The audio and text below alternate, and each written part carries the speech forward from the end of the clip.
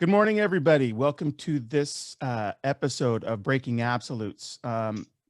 As you always hear me say, and is always true, because I tend to look for musicians that inspire me, that are, I think, doing really interesting things that are worthy of deeper discussion.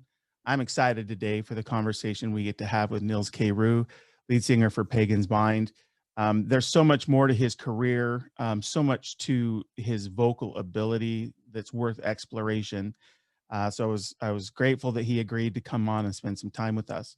Let me just say a couple of things up front. If you dig what we do by bringing on these really great musicians and try and dimensionalize them in service of the idea that this music and that these musicians deserve a broader audience, and that maybe through these explorations we can help facilitate that in some way, then please consider subscribing or following the channel. It just gives us the kind of momentum we need to have good outreach to musicians like Nils. So let me say a little bit about Nils, and then we'll bring the man on. He's known, I think, mostly, at least most over the last many years, for his work in Pagan's Mind.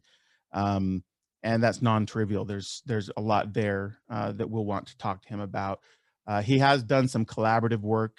We'll speak with him about that. Notably, he's worked with Aryan, who we've had on the show, and who speaks fondly of him. And I think that's a calling card when a musician of the altitude of Aryan wants to have your voice included on his music.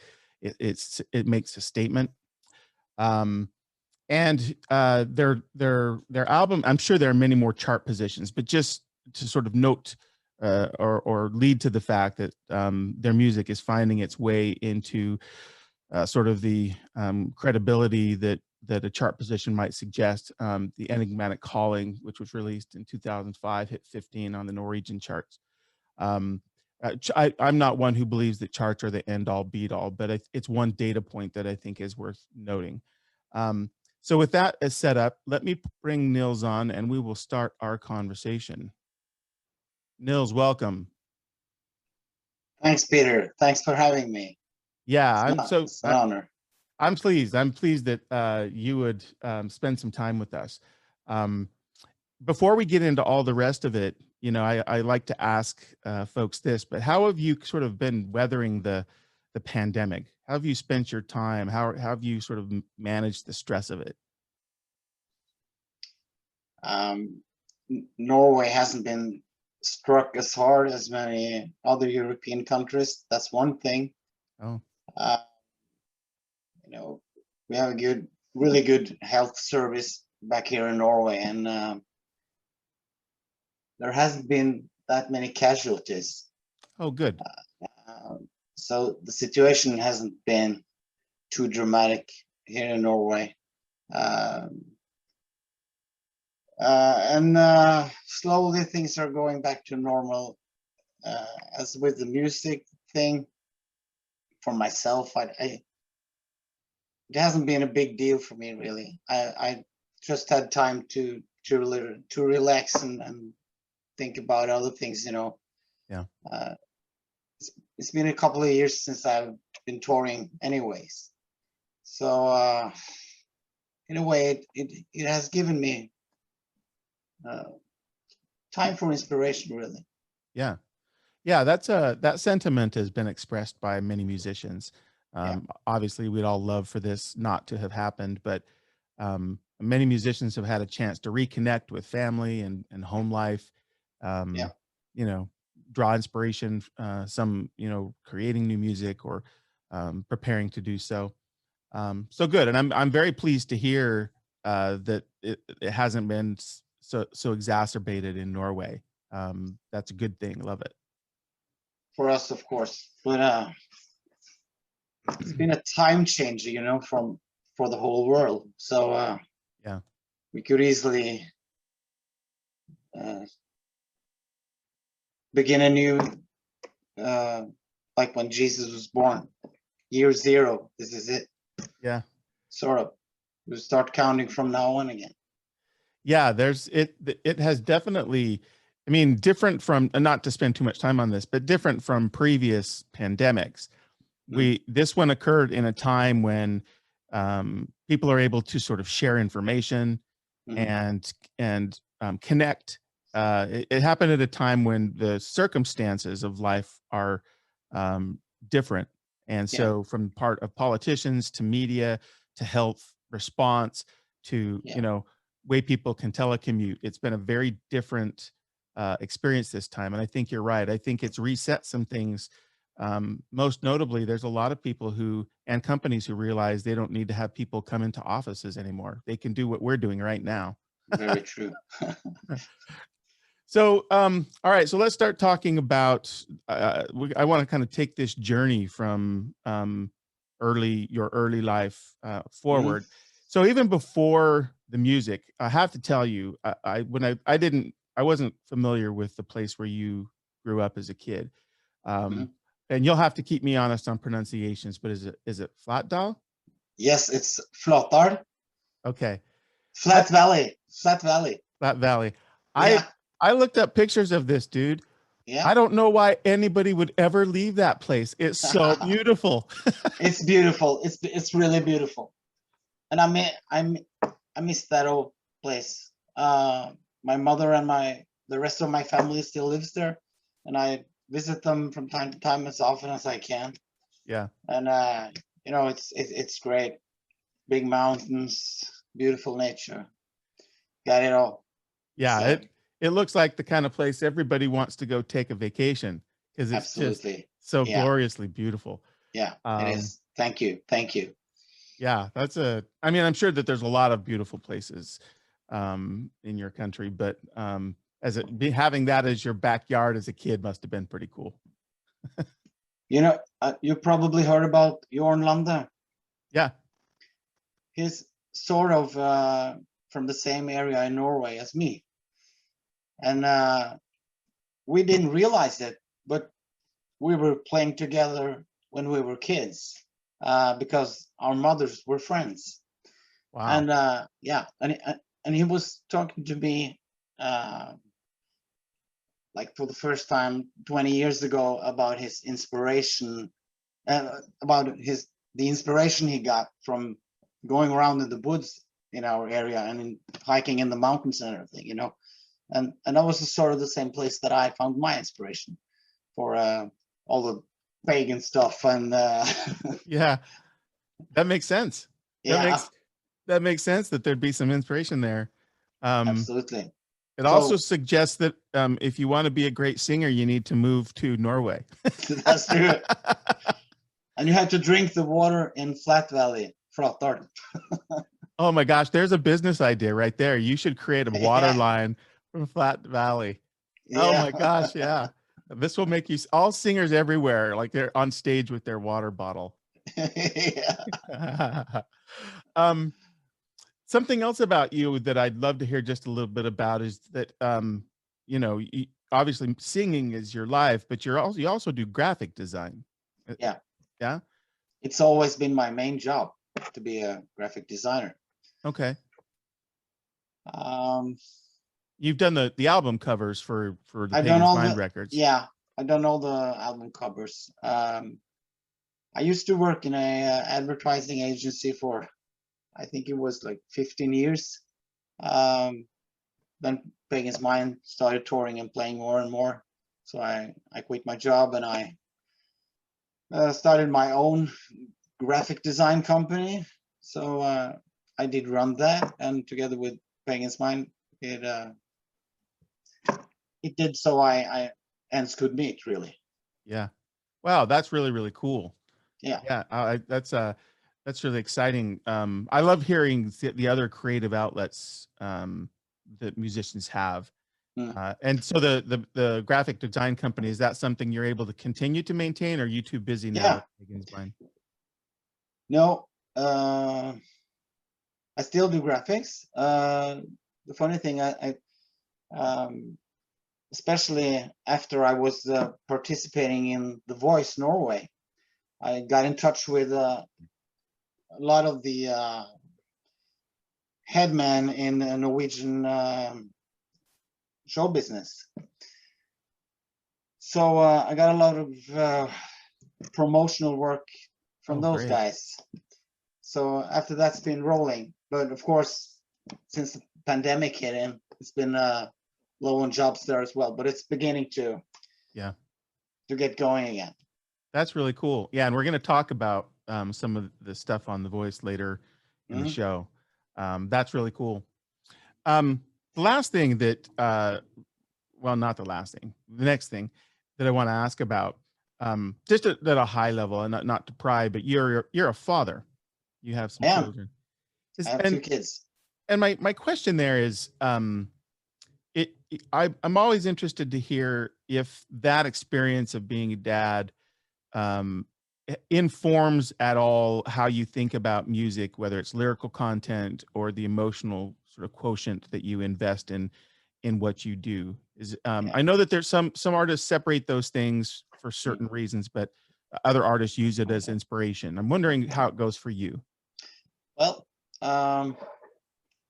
one thing that I always has been inspired by is the great questions in life, the universe, why are we here, the meaning of life, all those things over and over again, typical subjects for thinkers like me. And through all the albums of Pagan's Mind and also the side projects I've done, that's been my main thing, to write about life on other planets. Why are we here? Is there a God? Blah, blah, blah, blah.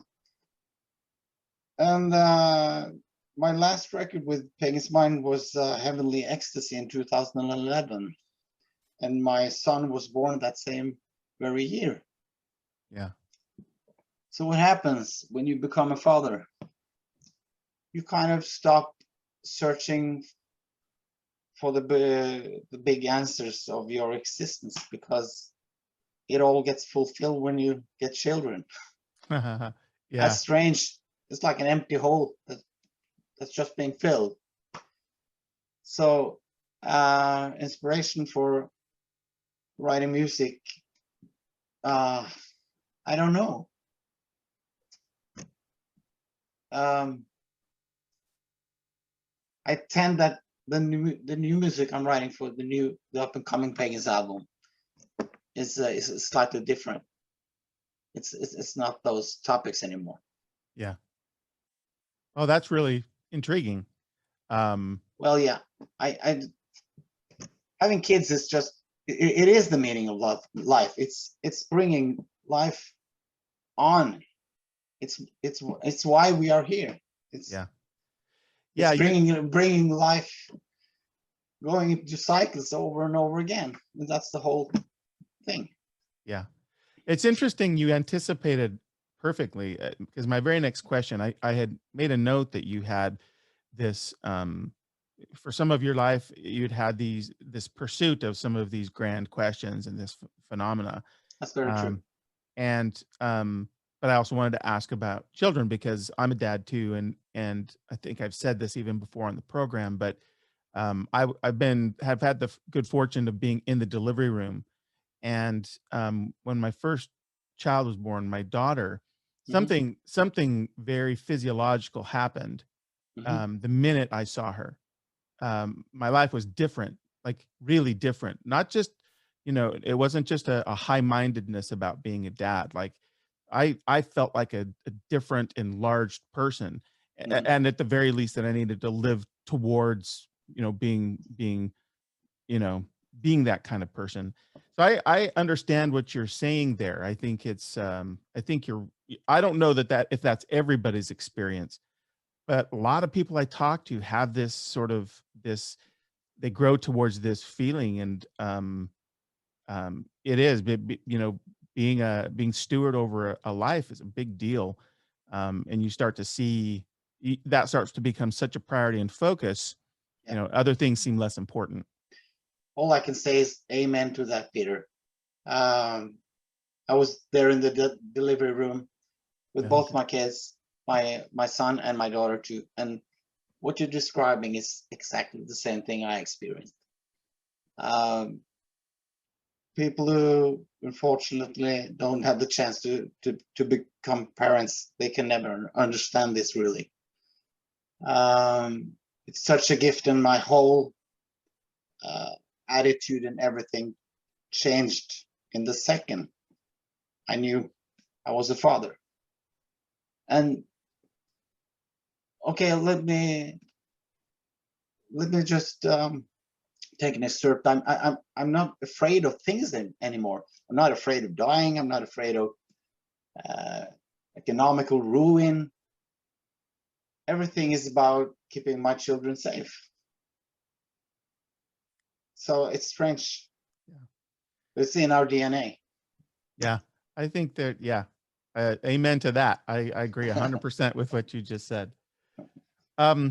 Okay, so let's start the musical journey. As I understand it, as a young boy, your first real introduction was with drums. You were a drummer. Is that right? In a school band. In a school band. So is that full set drums, or was it like a No, just a snare. Just a snare, yeah. Just a snare. And we were a marching band, you know? Yeah. Playing you have that same thing in America. Marching school bands. Yeah, I think that's right. And then you have a drummers group of, say, 45 drummers, maybe 3 snares, bass drum, and some other rhythm instruments. So I started in the school band when I was about 10 years old, and I left when I was about 20, I guess. And the last 5 years I was in the school band, I was a drum teacher. So I taught other kids to play the drums as well. So rhythm has always been a big thing in my life. Yeah. Yeah. That's actually really good for a singer.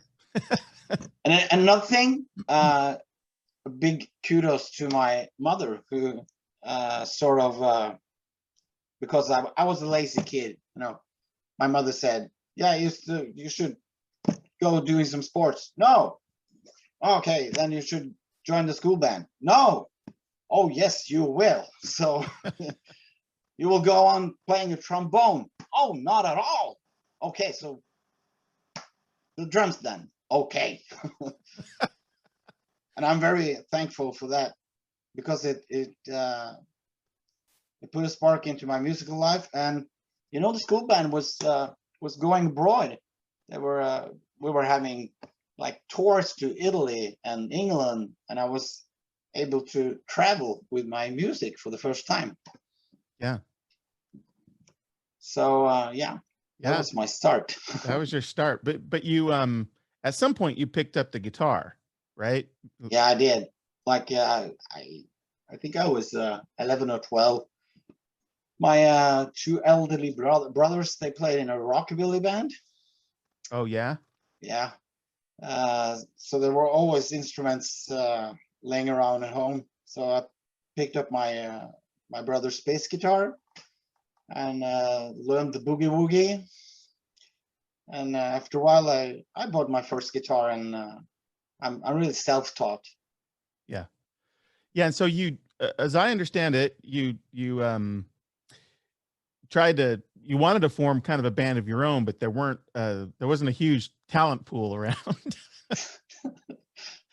That's one thing. And the musical tastes of my buddies was like, they were into T-Pow and the 80s pop scene, you know. Yeah. I was the only metalhead in the village.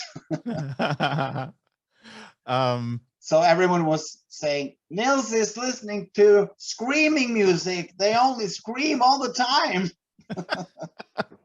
Little did they know. Yeah.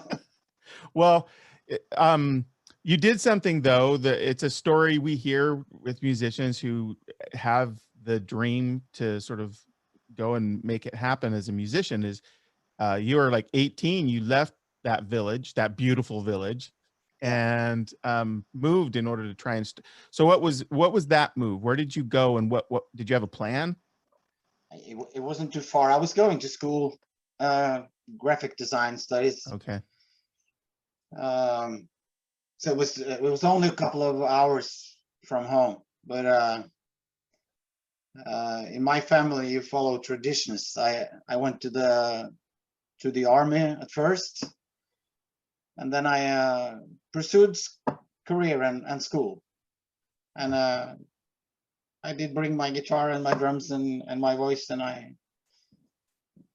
the music was always a hobby on the side. My main focus was to get an education and everything. Yeah. So real quick on the military, was that something that you say was a family tradition, or does the country have some sort of back in the day you were obliged to serve? Okay. Yeah. It's not like that anymore in Norway. You can it's voluntarily. Yeah. But back in the day, all men, say about 18, 19, 20 years old, had to go to the army. Yeah. Or serve in some other way. Yeah. Yeah. Both my brothers went to the army, so I had to go too. Yeah. Yeah. It's I actually, not to have a, my opinion is I think that there's some value in that. I think it teaches a certain amount of discipline and very true pride, in the country that you live in. So I have no aversion to that. I think that's really cool, actually. I'm sort of proud of it, because it teaches you to pick up your own stuff and yeah, be tidy and clean and think about others, sort of.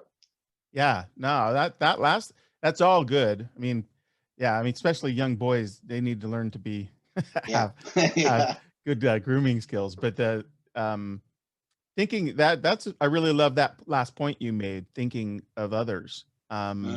It occurs to me that, and this is my own opinion, I think recent generations there's so much narcissism that I think it's part of the problem, versus thinking outward, thinking of others. So that's a really valuable skill, I think. My 10-year-old son is talking about, I'm asking, what do you want to do with your life? He says, I want to be a YouTuber. That's what my son says. It is. Yeah. He wants to be a YouTuber and a streamer. These aren't exactly the same thing. But you'll never know. Times is changing. So yeah, I'm not telling him no either. I just tell him, have 2 feet to walk on. Yeah, that's don't just rely on the one thing. Yeah, well, and your comment about, I mean, when I was a kid, YouTube was not a thing. So there's nothing to suggest that YouTube's going to be here when the next generation's looking for jobs. That's true. Laptops is maybe not present either. It's just some force around us. Yeah. You can tap in thin air. Yeah. It's interesting. No physical devices anymore. Yeah, well, I mean, there are already some technologies they have where things are virtual, and there's some manual manipulation that can take place. So it won't surprise me. Me neither. Let's talk about your voice, my friend. Okay. You have an absolutely dynamic, powerful voice. People who've heard you sing know this, so I'm not stating anything new. For people who are watching the stream and who'll hear and watch this later, that don't know Nils, I encourage you to follow the links that we'll give, or look him up, look up Pagan's Mind. What you do is really remarkable with your voice. Thank you, Peter. And we'll get into more of it in a minute, but I want to start by we already kind of know that some of your musical background is self-taught. Is it the same with your voice, or have you done some things that are more formal in training? No, I just I think I had like 2 opera lessons just to learn breathing techniques when I was 25 years old or something. But I really started to sing when I was 16 or 17. I was already playing the guitar, and I managed to form my first band.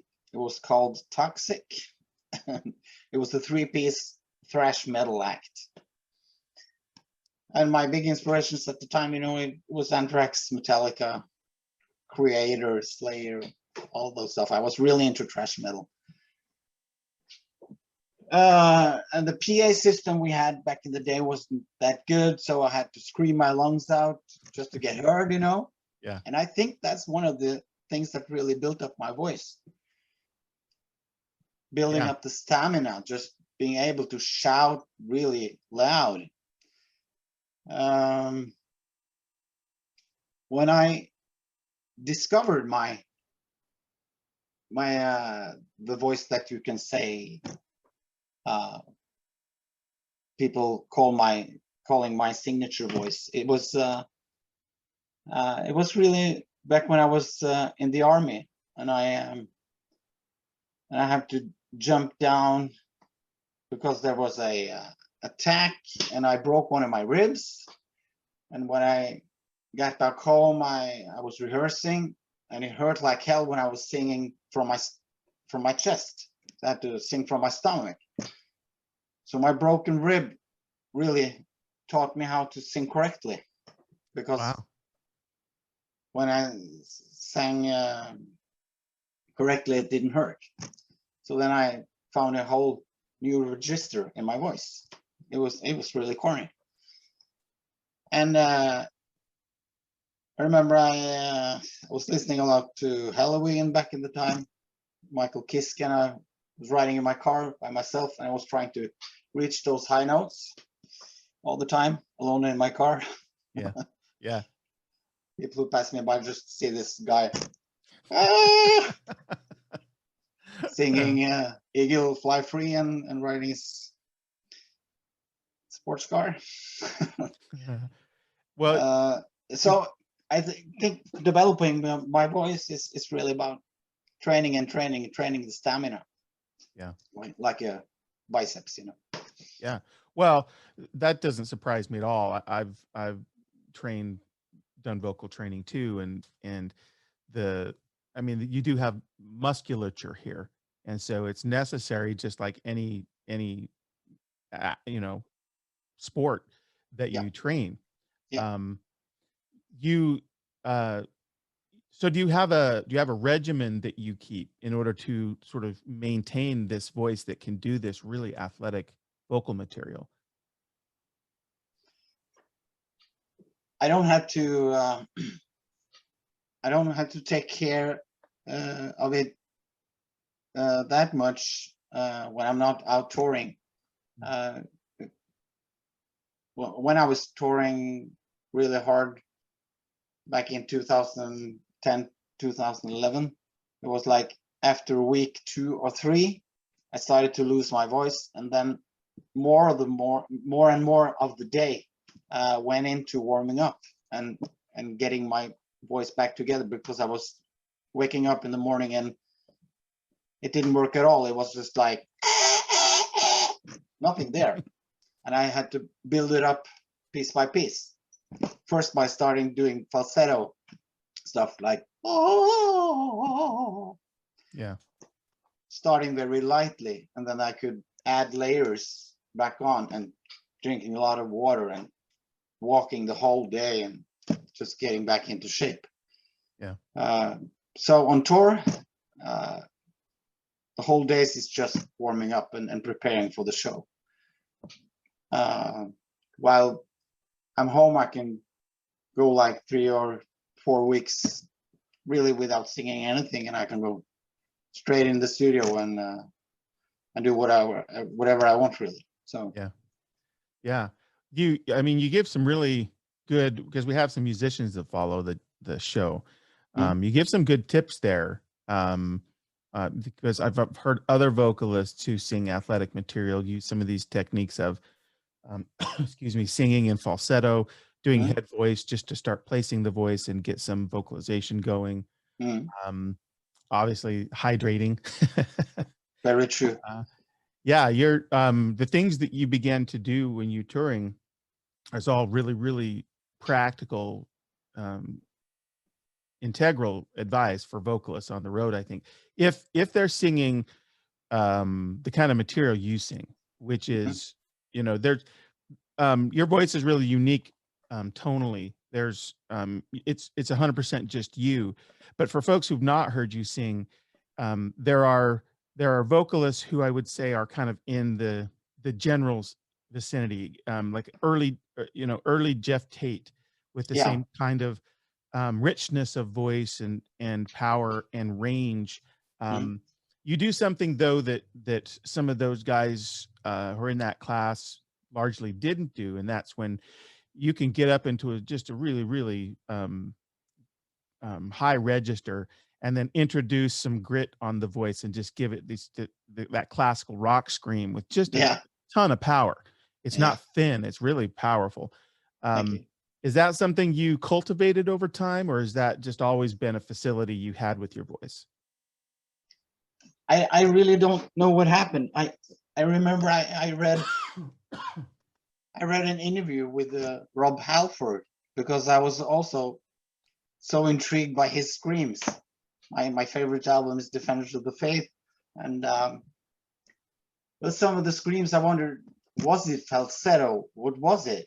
And he was telling me, no, it wasn't a falsetto, but it's a mix of head voice and falsetto and some stomach voice, and it was all mixed together. So I was just trying out myself to blend it all together, and one day it just was there. This sound was just coming of its own. It would, you know, when you were learning to ride a bicycle for the first time, you know, you don't know what really happened. You just got the balance, and there you were. Yeah. It was the same thing with me. It just happened overnight, and there was my voice, and I can build on that. But I have no explanation on how it occurred. But the voice cords, it's there are layers, you know. Right. And when I hit those screams, I feel that there is more chords vibrating than when I use my other voices. Sort of. Well, like a second layer of stuff coming alive. Yeah. You described the physical sensation really well there. And I think your description of how you came by that technique is useful. Even in the difficulty of articulating it, because it's something that sort of happened. But this is what I found with voice, and I think a lot of musicians find, is as you use the instrument, whatever your instrument is, you the discovery process and becoming more conversant with the use of your instrument opens up new things to you, and it's not always because you've intentionally been working at it. I think that's possible too, but what you describe in terms of finding new registers, finding new timbers, I've heard others say, and after they've really sort of started on the path. And so I think it's encouraging for musicians who want to get on the path and know there's things they want to do, but can't find good instruction. I mean, this is the thing.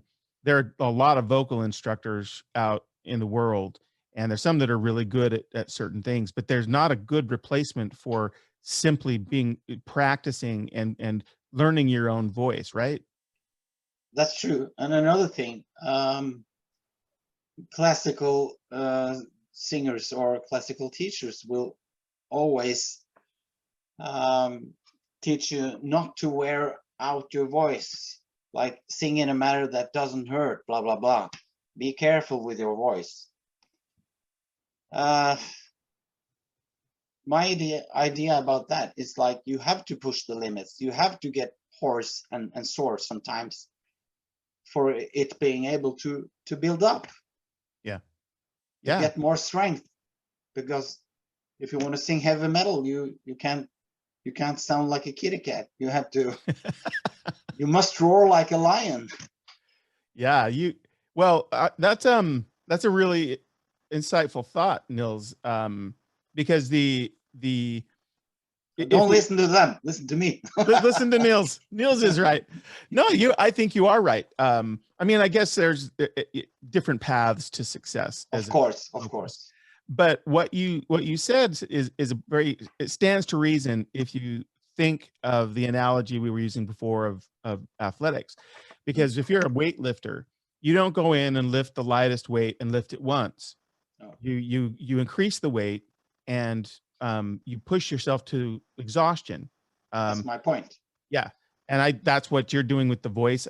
Absolutely, in order to build. So it's a good technique. Push it more, and then you're Jeff Tate. Yeah. Well, Jeff Tate's not even Jeff Tate anymore. I know, but he was. So I love the guy to death. Yeah. But like for fans of Queensryche, you need to hear Nils sing.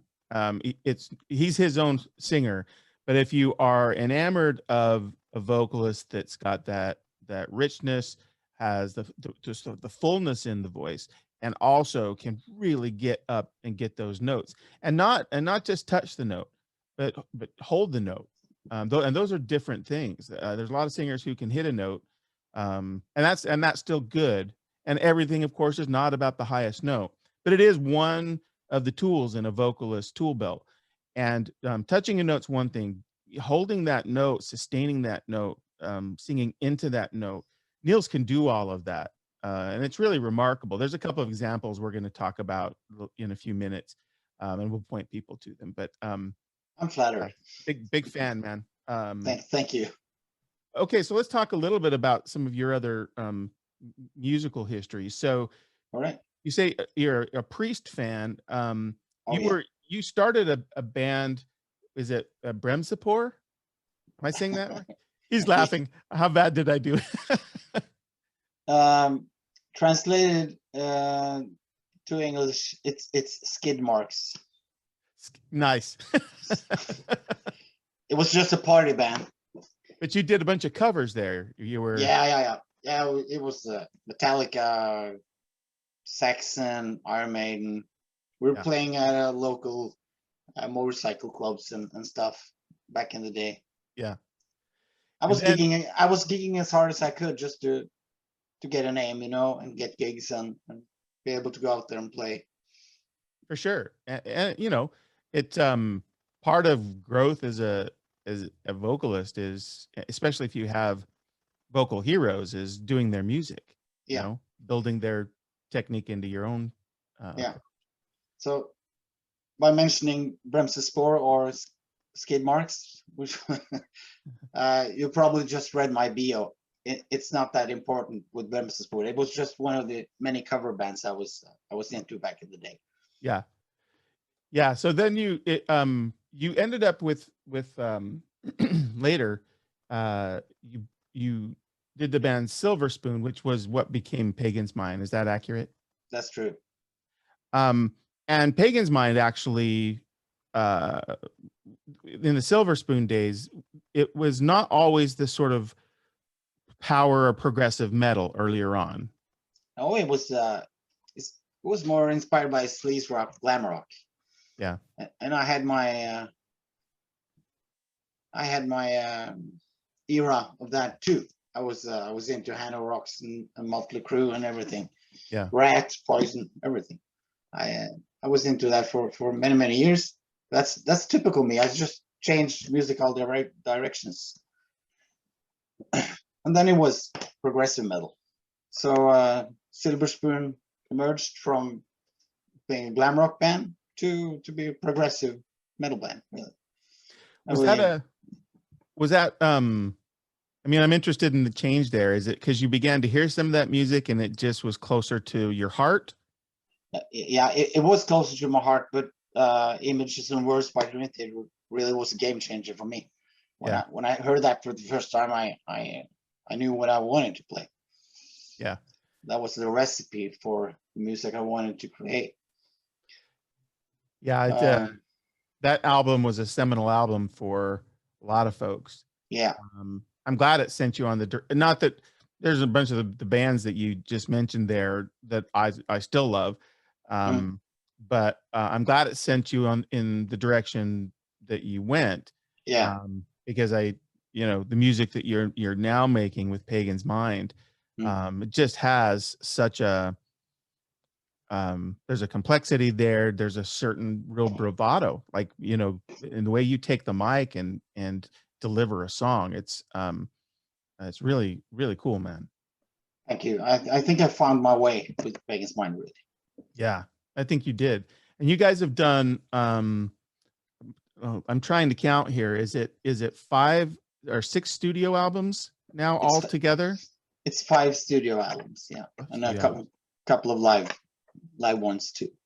Okay. And your last album has been a little while since there was a new Pagan's Mind. It was 10 years ago. It was in 2011, so it's about time. And I know the fans been really waiting, but it's coming. I can assure everyone it's coming. Good. So is there? I mean, it's probably way too early, but do you have any sort of projected release timing? It's too early to say. We're working on the songs right now, and I'm recording when I have time and everything. It's been a challenge with members of the band moving apart from each other. But I think we found a way how we can work now. So we started recording, and it looks and sounds good. So that's encouraging. It's different from the production way we have had back in the days, but I think it will work out just as fine. Yeah. Well, I mean, there's a lot of groups that have migrated to new ways of doing it. Whatever works for the band, man. I think it's just encouraging that you guys are working on some new material. Yeah. But you've also been in some other groups. I wanted to just get a little bit of flavor on some of your time in a couple of the other bands that I was less familiar with. I don't know about my audience here, but is it Eidolon? Is the power metal group from Canada? Eidolon? Yeah. Where are things with that group? It's nowhere now, really, but it was I think it was back in 2005 we just released the Enigmatic Calling, when I got an email from Glenn Drover. And he presented himself. Yeah, my name is Glenn Drover. I used to play guitars in King Diamond. And what, King Diamond? It's always been one of my favorite acts. So, and he was talking about if I was interested in doing an album with him and his brother Sean. And let me hear some of your stuff. And I kind of liked it because it was thrashy but melodic approach.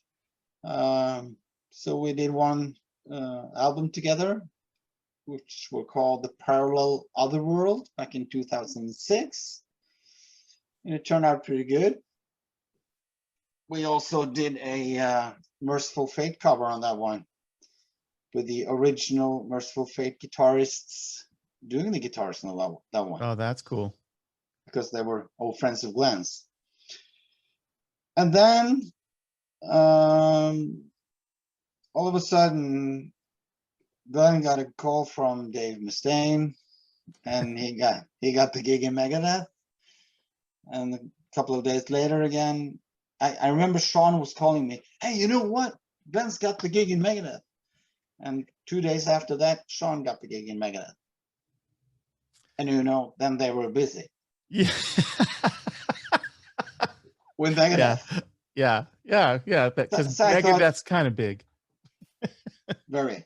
So they were living the dream. They were living the rock star dream, Yeah. Yeah. So that probably kind of effectively put an end to. Absolutely, but no problem for me.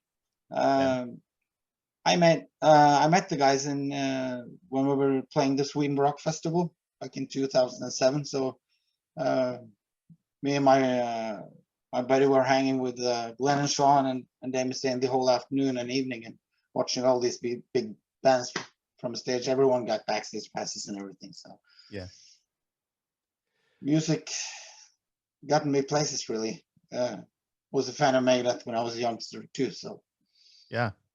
But one of the typically considered one of the biggest thrash metal bands. absolutely. You also did some time with the group, and I'm not sure I'll pronounce this right. Is X World 5? Yeah, Is that accurate? that's accurate. What was your tell us about that relationship? Okay. I think it was 2007. I got an email again from Magnus Rosén. He was the ex-bass player of Hammerfall, which were really big at the time. One of the greatest power metal acts in the world, really. But he quit the band a couple of years ago, and he wanted to form a new super band. And he got Andy LaRock from King Diamond on the team. It was himself, and then there was a drummer, originally from Sweden, but he was living in Los Angeles as a music producer. It was called Big Swede. And then the icing of the cake, second guitarist was Reeves Gabriels from David Bowie's band.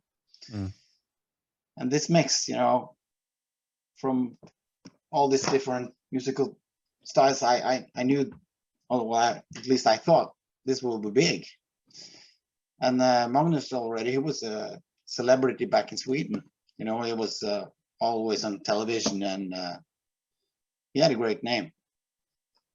And we starting to write material for our first album. And Magnus, he was booking us for these big shows, opening at the Scandinavian for 50,000 people, and then another indoor arena the weekend after for 25,000 people. So it was a big start. And we released our first album, and it got really bad reviews, and the whole balloon just inflated, sort of. So just disappeared overnight. But I don't think the world was not really ready for X World 5's music. It sounded like a mix between Marilyn Manson and Sex Pistols and God knows what. It was but there's some good songs on there as well. Yeah. Back to Pagan's Mind. I just did my projects and I moved on with Pagan's Mind. So all of the projects, but you still do. Didn't you just recently do something called Vlad the Impaler? Or has that been a long time now? Yeah, this is a couple of years ago.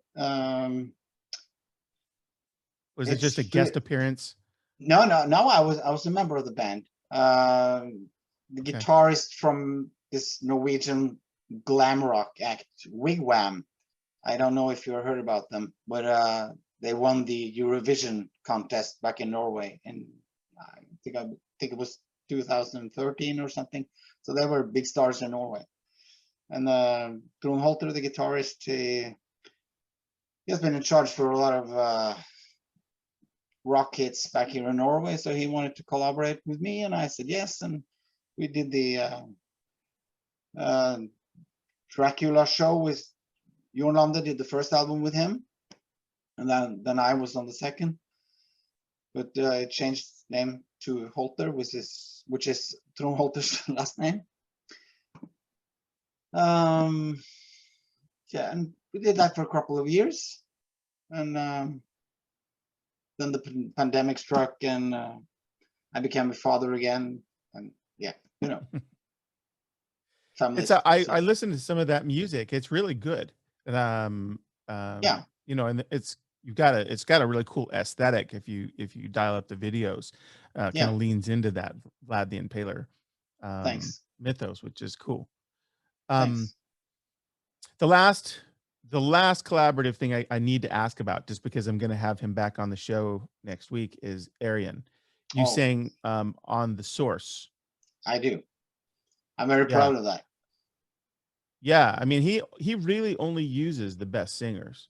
It's a who's who of vocalists. That's what they say. It was was really big for me being asked to do to participate on an Ayreon album. You know, Bruce Dickinson being there before, and Tobias Salmon and whoever.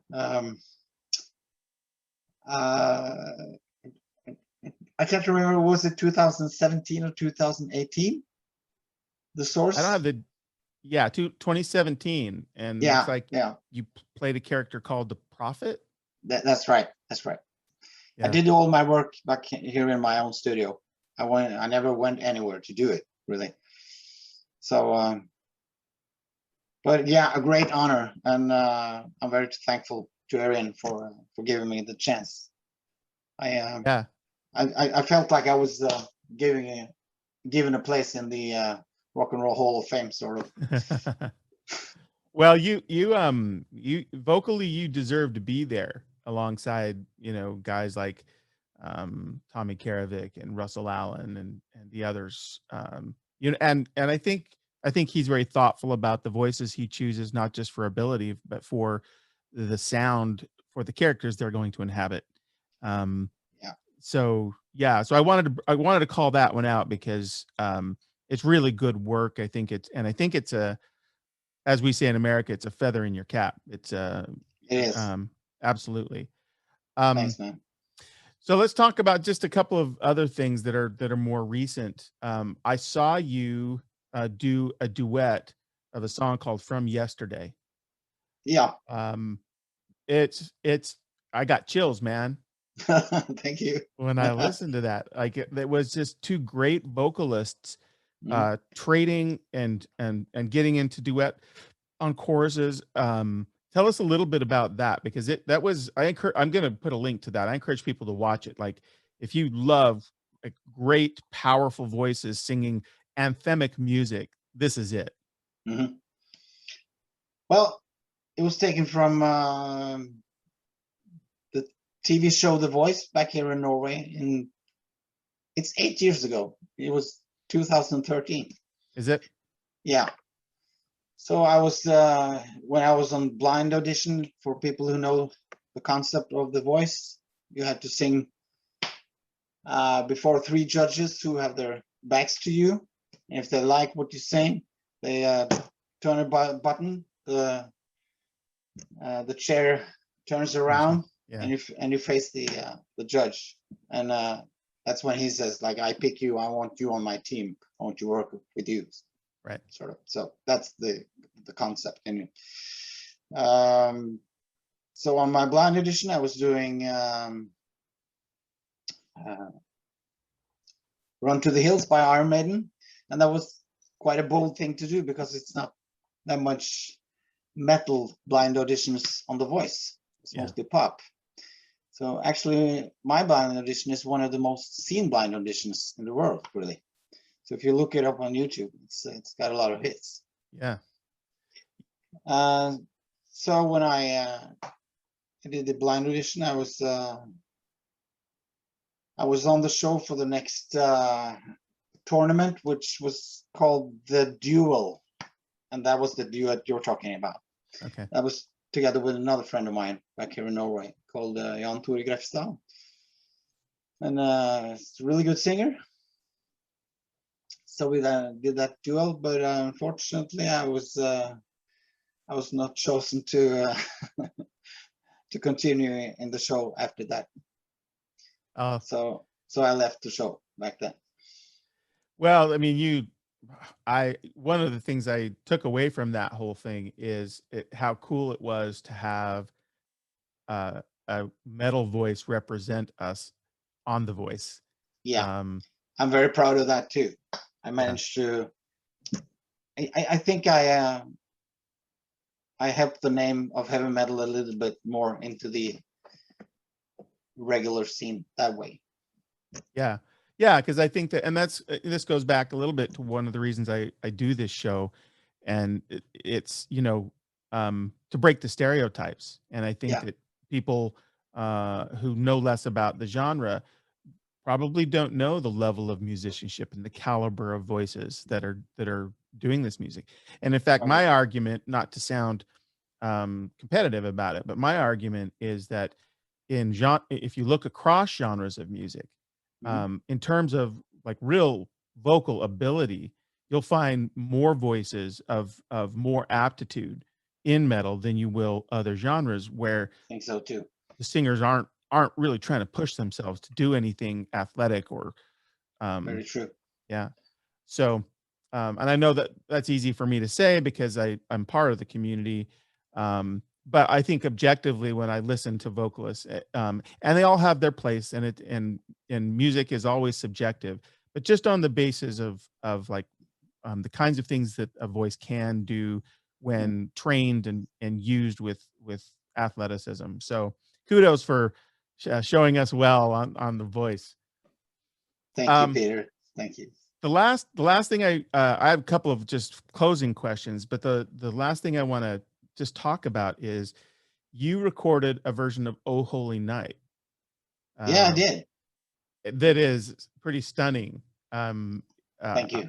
I want people to go and watch this, even though it's not Christmas time yet, because you begin. It begins very sort of mellow, very soft, Mhm. and then it just ascends. It just grows bigger and bigger. The instrumentation comes along with it, but Mhm. vocally, you just it's a good showcase for not just the range, but sort of the color and I call it roundness. It's this fullness in the voice Mhm. that you possess. And of course, it's a good showcase for showing your range. Was how did the decision to do this "Oh Holy Night" cover come about? It was quite magical because uh, things were things were slow, not quite much happening, and I just thought, okay, maybe I should do some Christmas stuff like everyone else does. But what should I do? Uh, I know my mother was always ranting about how great Holy Night is and everything, but I just heard the opera versions. Then I started searching on the internet and YouTube for metal versions of Oh Holy Night, and there's a lot of crazy stuff out there. Something's okay, something's not good at all. Then all of a sudden I stumble upon this instrumental version of Oh Holy Night, and my God, it gave me the goosebumps. It was just perfect. So I emailed the guy who made it and asked if he wanted to put it out again with me on vocals. And he's just a musical genius. He We worked on it for a couple of days, and he mixed my voice in and rearranged some of the parts and mixed it over again. And really, I think the result came out really good. And I just filmed it, the whole thing with my mobile phone here in my studio. Oh Added some wow. effects, added some small effects like snowflakes and stuff. But it, and I still think it's one of the best things I've done really vocally. So, It's but it talked to me. It was fucking holy, man. It just you feel yeah. it. You feel it I when you watch it. it, Yeah. Thanks, man. I felt it too. It was godlike. It was this gift I have been given. Yeah. I could show it to the world, and Yeah, it's like I say, showcase. I think it represents a lot of the sort of emotional territory we described earlier. very It very true. absolutely it showcases the versatility in your voice and Yeah, before we close, I just have to thank Danny Di Mercurio who did this instrumental version of A Holy Night. He yeah, lives in the United good. States, and he's a hobby musician. He has a total different profession. I think he's a engineer or something. He's Okay. married. He's not out there touring and everything, but such a great talent. I really want to work with him again. Yeah, you He's should. It, yeah. Yeah, if that song's any indication, you guys could do some really cool stuff together. Maybe a Christmas album. Well, hey, so you've let us know that there's pagan mind music in the going. Are are there any other Yes. musical things that you can talk about that are in the works, or is that the focus right now? Is just the next pagan mind record? A really close friend of mine passed away in April, and we're doing a local show here in my town where I live to honor his name, and his favorite band was Kiss. So I'm doing a Kiss tribute show where I'm playing Paul Stanley. So these days we're rehearsing on that, doing some Kiss songs. Yeah, For the show, 28th of August. that's cool. And so that'll be the first live show for me in like 2 years or something. Yeah, But you should make sure that gets captured on video, because I think it'd be fun to hear you sing Kiss as done by Nils. we were on rehearsal last night, and it sounded really good. It's Stian on drums from Pagan's Mind. Okay, good. So sounds really tight. So the last question I like to ask is there a creative mountain, maybe not even creative, is there a mountain you want to climb? And by that, I mean something you want to do in your life that you just haven't had time for, but you want to get to someday. It could be a creative endeavor, but it could also be, I always use the example, maybe someone wants to be a sculptor or a carpenter. Is there something you want to do when life affords you the opportunity? Oh my God. When I was 10 years old, I stood in front of the mirror back in my my hometown village, and I was dreaming myself away on think if I could be on a big stage in front of many, many people. I achieved that. Really, I achieved so many things, so much stuff that I never could dream of. So I'm so satisfied. Yeah. I have 2 beautiful children. I have a beautiful wife. I have a beautiful home. It's all good, but I don't know. Sometimes that question doesn't have an answer. I mean, because, you know, you've done the things that you had hoped to do, which is totally fine. I just always like to ask.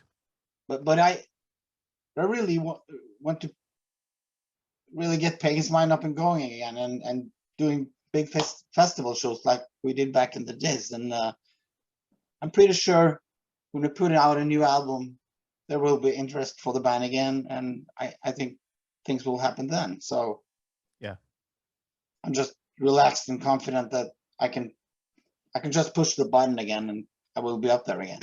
Yeah, yeah. I think if when you get the new album rolling, there'll be interest. Yeah. Yeah. So and hopefully we'll get some people who'll see this and introducing them to your music, and we can stay in touch on how things are progressing with the Pagan's Mind stuff, because that's really exciting. Thank you so much for your support, Peter. Absolutely. It was an honor. Yeah, I'm pleased that we could do this. Thank you I know it's late for you, or at least later, because you're in Europe time. So thank you for taking part of your evening with me. Thank you. All right, sir. Stick on the line so I can say my goodbyes, and I'll just play the outro here. Okay.